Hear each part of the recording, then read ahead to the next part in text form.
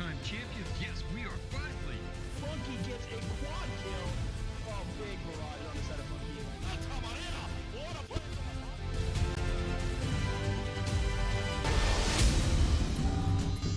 Welcome everyone to tonight's match. We have a great lower bracket, otherwise known as the redemption bracket, between two teams here, AC Roos and Bybyb Clappers, and we get to see which team continues their hero arc.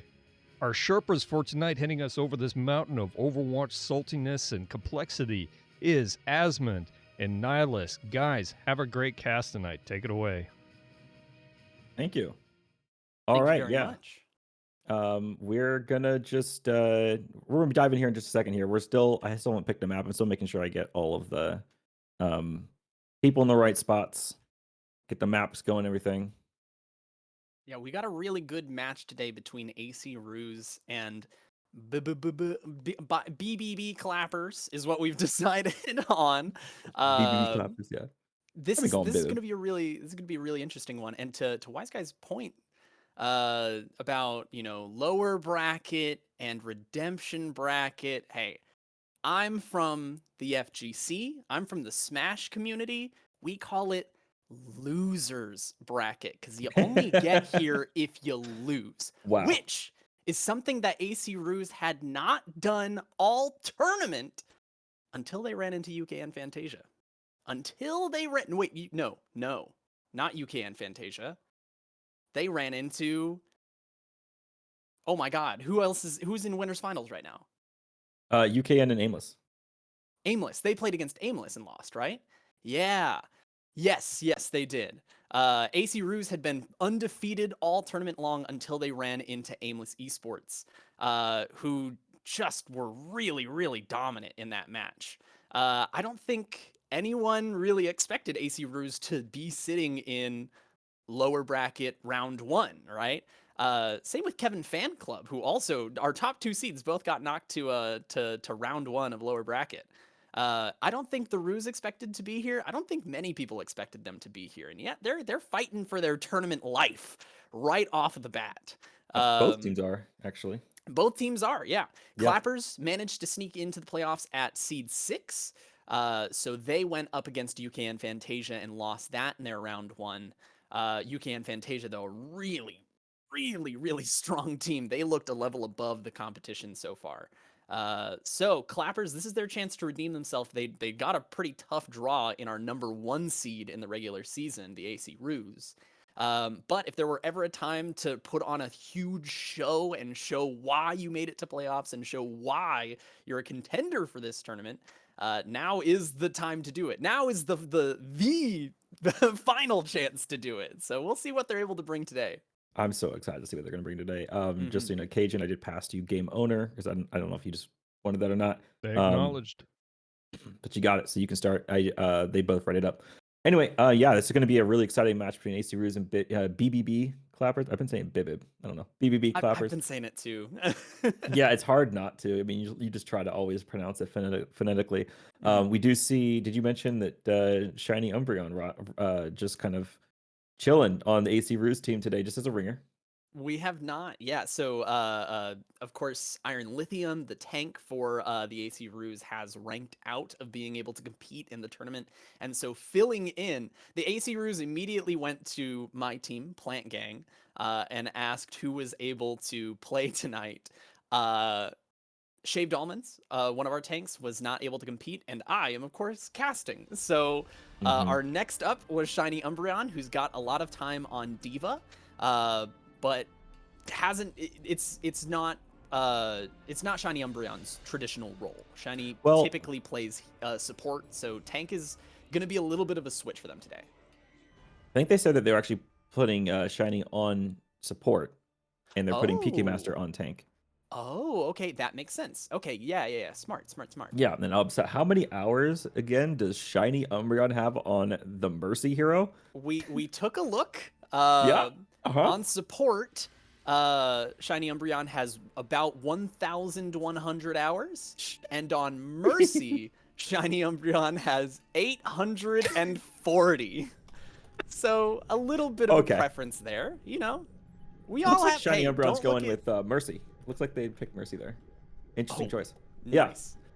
So You know they- what? Don't look at my career profile. All right. We Uh-huh. we all have that one character that we play a little bit more than the others, and that's fine. You know, that's okay. Okay, I gotta look now. God damn. It's Diva. It's Diva. Yeah, I know it's Diva. Which is how much? 248. Listen. Listen. She's fun. All right. That's fair. All That's right. fair. Piling into the first point. Let's get started in our second losers match. Our second losers bracket match. Immediately we see Clappers taking that high ground as much as they can, and here's where we're going to see a big duel today, and that's going to be Kirit and JoJo on both of these Sojourns. Two really good Sojourn players. Both have the capability of swinging the fight into their favor. You see Chaotic on the Ramatra just immediately presses forward onto Platy. Is that going to result in anything? They do get the pick there, and that's a good opening start. Huge, and that's like that is huge. But look at the point is being capped in Roos' favor, and all they have to do is stall this now. And it does happen to be that Roos is actually able to stall this for a little while, given the heroes they have. It's going to take target focus for Bybyb Clappers to really clean this up, and they are going to clean it up eventually here. I mean, they do end up winning this fight for sure. But look at the percentage. I mean, they still have not capped it. PK Master just tanking through absolutely everything until finally 19% is on the board for ACU's first, but it has been now capped by the Clappers. Yeah, it was a difficult position for Clappers up there with almost all of AC Roos on that high ground. Kirit is so oppressive, but JoJo ends up taking our first 1v1 of the day, so that sets the tone. That does set the tone. Here we are. They're going to push through main, it does look like. And ults on the board. Something's coming up. I know Kirit is looking to get one going here pretty soon. Maybe we're seeing a window from Bybyb Clappers, but it does look like we're probably going to see this Kirit ult here pretty soon. The overclock probably puts us wide open. We see JoJo the boss is already down, too. Here comes the tire. Swanky actually takes out the tire there, and Kirit picks up two more on the Sojourn, make it a third. This is looking like it's going to go the way of the Roos. So really, I mean, we saw the tire come out on the side of the Roos, immediately gets destroyed by Swanky's Sloth, but Kirit turning that whole fight around. Pause. Yeah. Like Victory is working on some connection issues. Oh no. Unfortunate. Hopefully our first and final of the day. Hopefully, we'll see. Oh, for sure, for sure. I've already blue screened a few times today, but we'll hope that doesn't happen. I've reset all my bios at this point, so we're hoping that's not going to be a problem. Anyway, so far this game, it does look like it has been. I feel like it's been a little bit like, I know Roos are technically behind at the moment, but they did get first cap. They held it in the beginning there. They like masterfully capped it while being 4v5, and now they have the point again the next fight later. So I think they're doing really well here. I think that despite being behind on the clock up there, they are doing better at this point, I think. And they only used 2 ultimates to get it, too. They only Right. used the overclock and the tire, too. They've still got Narisa ult on the board. They've still got a Valkyrie as well. So they've made it in pretty quickly, and it's pretty even. It's really close so far. That said, I mean, True. Clappers only commit 1 ultimate to that fight, just Bap's window. So Yeah, with this disconnect though, it's effectively like they use 3 ults, because this person I believe is going to come back with 0%. Unfortunate. Yeah, they're going to have to take a ult advantage lost on that. and I don't know how. I think it was. I'm not sure. I don't know how close they were to ult, but yeah, definitely going to be a little rough. But hey, you know, connection issues. That's, you know, I always feel connection issues have to be punished in some way or another, right? Yeah, a little bit. That's kind of the ideal way to do it. Indeed. Now, ult advantage wise, I mean, Clappers definitely have ult advantage at this point by a long mile, and it's going to come down to whether they're going to like ult first or try to play reactive, and they should not play reactive, especially with the Lucio here, right? I'm expecting them to just speed right into point Just like get that brawl going immediately. I also, another possibility is they could start with the tire and let the tire let them just kind of passively take space for free, because enemy team can't just like hold the choke if you've got tire running. Yeah. So I imagine we'll probably see that from Swanky Sloth on Maybe the a little Clapper bit side. of both too, right? You've got Yeah. the speed in and the annihilation from Ramatra or the tire. Mhm. Either one's gonna get you a little bit of space. It's going to force AC Roos to back out, because those are two Right. really, really strong ultimates, if not contended with immediately. Right. Hopefully they so can we'll save see. one of them. Yeah, because they don't really have. That's all the 2 ults they have right now until Squashy gets another 15% for beat. JoJo's kind of 70%. He's close, but not quite there yet. I'm so excited for this 1v1 because JoJo has really stood out to me in all the matches Yeah. I've watched from them, and Kirith is just cracked, like so good. Like we Plant Gang, who scrims with AC Roos, has always talked about like Kirith is just like the fact that Kirith is like hard stuck in plat somehow blows my mind, because Kirith is so good. True. So, but JoJo also, I mean, like a really, really good. We've got 2 really good hit scan players here today, so I'm excited to see how that 1v1 specifically. I think it could decide a couple matches, or at least a couple fights. I'm definitely going to be keeping my eye on that as much as possible. Definitely. Got to keep your mind on that. I didn't pull the Twitch chat up here. I'm not Same producing here. today. Cajun's producing, so a little bit weird, a little bit different today, but kind of working through it, figuring it out. Got the players All right. cracking jokes in chat too. Players cracking jokes. Oh A shit! little bit. What's the deal with airline food? That kind of thing, you know. What's the deal with what? Oh my god. Let me big. I wonder if I can I get the. Don't I have mod view on this or not? Because if I do, can't I just like? I should be able to. Hold on. Let me go to curator dashboard. Saber Dude asking for predictions too. That's what I'm saying. That's what I'm saying. Oh, there If you I'm go. not producing, I might as well do a prediction. Start prediction. Who's gonna win? Is this gonna be Aimless Esports or just kidding? Roos or the Somehow have weaseled their way into this fight. yeah.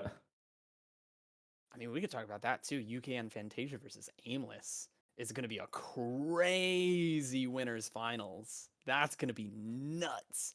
Because like both of those teams in their winner semis match looked dominant, right? Aimless looked dominant over AC Ruse, and UK and Fantasia looked dominant over Kevin Fan Club, which were the 2 top seeds of this tournament. So I think if I'm a betting man, if I'm a Twitch chat channel point betting man, I think I lean towards UK and Fantasia, but Aimless, hearing how hard they've been scrimming like 3 hours a day, every day, like they are so locked in for this tournament. I don't know. I am so pumped for that match. I got to vote. That's fine. I don't know if you see these votes going down. It looks like we've got 44% for the Roos, 44% for the Clappers, and 13% of people think that Oz is going to win. So that's pretty cool. Nice. Pretty Let's solid, go. honestly. I'll take my chances there. Oh my god. Oh, Huge. I missed predictions. Oh, fool. What a fool I am. Yeah. Fool. Wow. Bozo's bringing up Briggs win rate in the chat. Something that I hear you Actually, are 100% win rate. Damn. privy to. No, I am privy to that. I have yet to lose a game on Brig in my entire Overwatch career. Is that true? Yeah, for sure. Convincing. For sure. Definitely. Like a 20% chance that's true. 20%. Never bet against Brig. You know what? You know. I might take those odds. Yeah. Those odds. Dang. So what is explain dive brig to me? Okay. Explain, because So- everyone loves bringing up around you specifically the dive brig. Indeed. Hold on. Before I do that, just Cajun, I want to make sure. Are you on a 1 minute stream delay? Not entirely sure on that part. I don't think that you are. I just wanted to bring that up. I don't know if you are or Yeah, not, it's and been a if while you, since I've had to run a delay. yeah. So I don't know how easy that is to just kind of. I don't think you. I think you do have to like restart stream, but Yeah, this you would be got a to good break it time and to like restart. break and restart. Yeah. I'll talk about Diebrig, but let's probably let's make sure this is on a 1 minute delay for just Yeah, fairness sake. Yeah. let's. Hey, it was actually set for 2 minutes delayed, but Oh, if it's two, that's fine. well, I have to click the box. Oh, Oh, the So dreaded box. let me. All right, people. I'm gonna click the box here, and I'm gonna go ahead and stop the restream. So you're gonna have a little bit of a delay here. okay.